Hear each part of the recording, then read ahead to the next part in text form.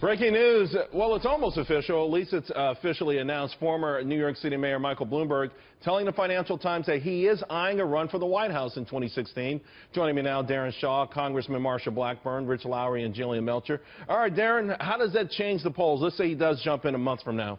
Well, I think a lot of this is premised on who he thinks is actually going to be, involved in the general election fight. So let's say a Trump and anyone else on the GOP, on the Democratic side. I guess he wouldn't go against Hillary. Was that it? Well, I think initially the thought was that if it were a Sanders-Trump race, then he would almost certainly get in.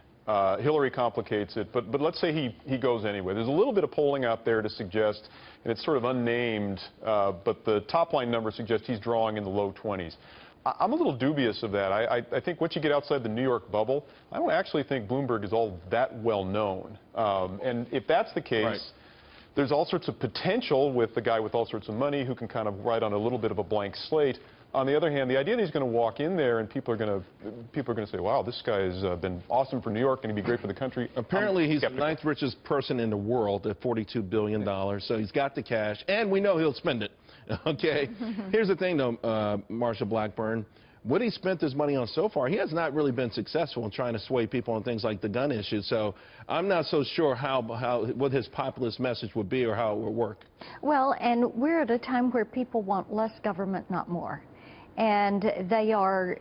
But don't we need someone to teach us not to drink those big gulps? No, you can have your big Slurpee all day long, but I don't think that his type politics is what they're looking for right now. I think that they're more focused on the security issues.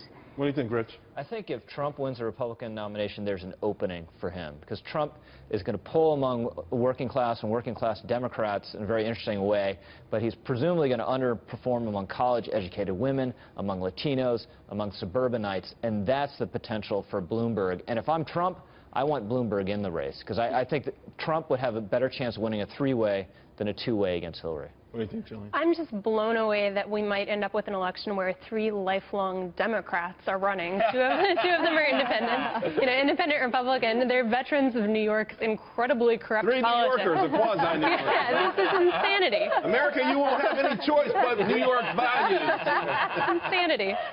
But I'm just aghast. Well, I think, Rich, listen, when Michael Bloomberg first announced that he was thinking about running for mayor in New York City, I thought he was joking. I didn't believe he was serious. He was extraordinarily successful. Well, what you mentioned about we know he's willing to spend, in that first run, back when he was actually a Republican or pretending to be a Republican, he sent a radio to every single Republican in New York City. And Donald Trump has a lot of money, so far shown very little inclination to spend it. That's not going to be a problem with Michael Bloomberg. All right, guys, thank you very much. Thanks. Marsha Blackburn, great having you in studio. Good to be here. You too, guys.